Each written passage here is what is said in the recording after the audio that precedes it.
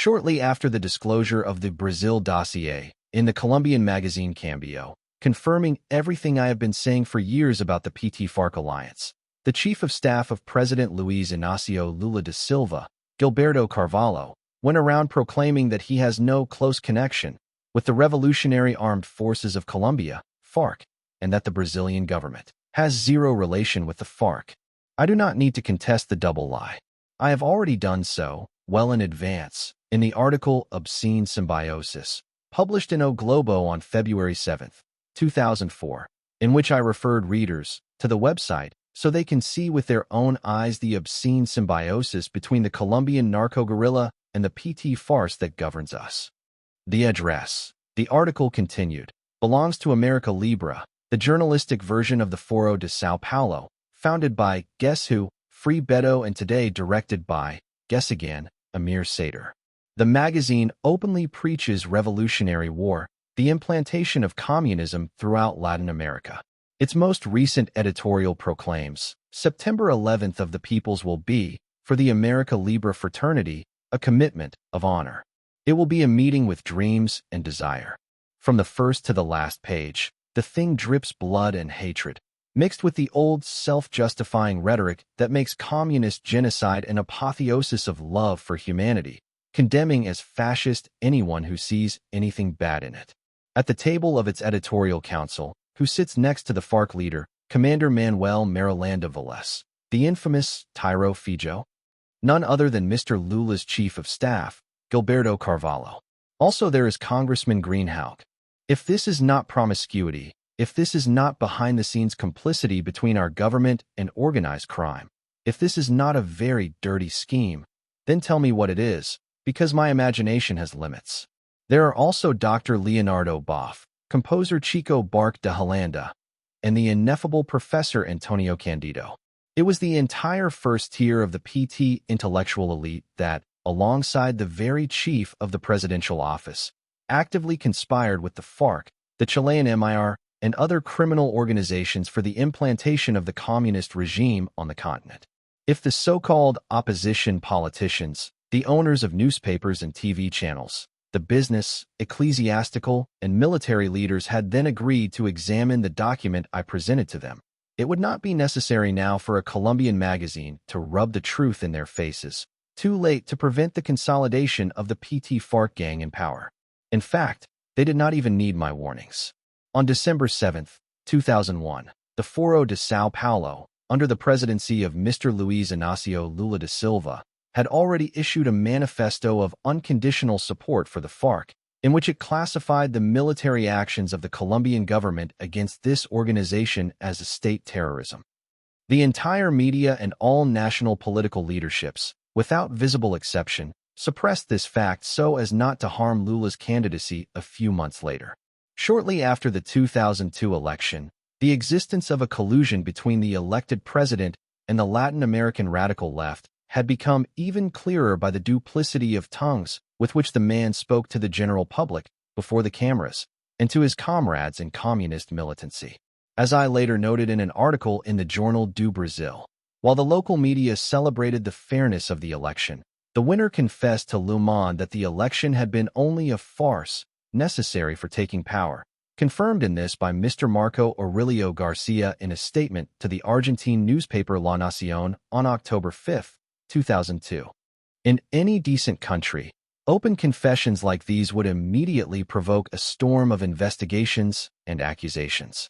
In Brazil, they were met with a blasé affectation of indifference by all those whom, deep down, they terrified.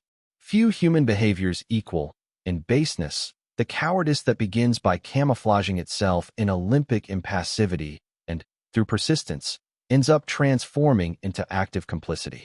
But these creatures had invested so heavily in the anesthetic slogan Lula changed that, rather than admitting error, they preferred to double, triple, and quadruple the bet on the lie until contesting it became, as it indeed became, proof of mental illness.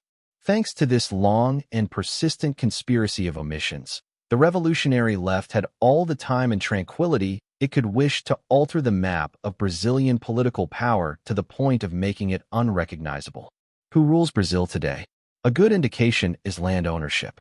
6% of the national territory belongs to foreigners, 10% to the MST, another 10 to indigenous nations, already under informal international control. 15 or 20 are controlled by local drug traffickers allied with the FARC, and another 10 or 15 are about to be transferred to the Quilombolas. In the remaining area, only the immensely rich will be able to comply with the requirement to register legal reserve. Read the hateful Decree 6514 of July 22, 2008, with others being forced to pay fines that soon will exceed the value of their properties, which will then be automatically transferred to the government. What is happening in this country is the largest territorial confiscation operation ever observed in human history since the collectivization of agriculture in the USSR and China, and the so-called elites, sitting on this powder keg, with a yellow smile on their lips, only want to give the impression that peace reigns, institutions are solid, and Sal Lalinha cares for the good of all. Another sure sign of power distribution is the capacity for mass mobilization. Add up the leftist parties, the MST, the labor unions, the base pastorals, and similar crap, and you will see that, at any moment it wishes, the revolutionary left has the means to spread in the streets no fewer than 5 million enraged militants, trained for all kinds of agitation and vandalism, without the other side being able to gather even 50 stray cats for a religious ceremony.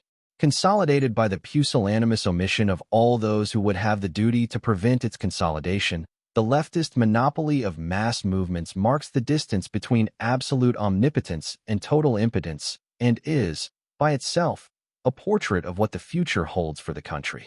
But the leftist organizations have more than that. They have, through the labor unions, parties, and an immeasurable network of militant organizations, absolute and uncontestable control of all essential services, transportation, electricity, water, telephony. At the snap of a finger, the revolutionary leadership can paralyze the entire country, without the police or even the armed forces being able to even say ouch.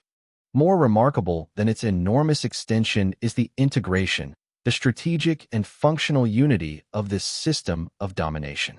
The FARC are not only infiltrated in the highest ranks of the Republic, they also dominate the criminal underworld through their contacts with the PCC and the Red Command, which in turn are closely articulated with the MST and similar organizations. From top to bottom, Brazilian society is at the mercy of subversion and crime. None of this appeared overnight. Everything was prepared and assembled little by little, methodically, since the advent of the new republic, before the blind eyes and numb brains of the right-wing leadership, whose predominant or sole concern, throughout the construction of this macabre device, was to silence the inconvenient ones who dared to disturb their good relations with the government. The picture corresponds exactly, down to the millimeter, to the scheme of passive revolution advocated by Antonio Gramsci, in which only one side acts, while the other lets itself be dragged to the abyss with abject docility. I also explained this in advance in my 1993 book, The New Era and the Cultural Revolution, which I even made available to readers for free on my website. Well, I say it was like talking to stones. I don't know. I've never talked to stones. Now I feel tempted to try.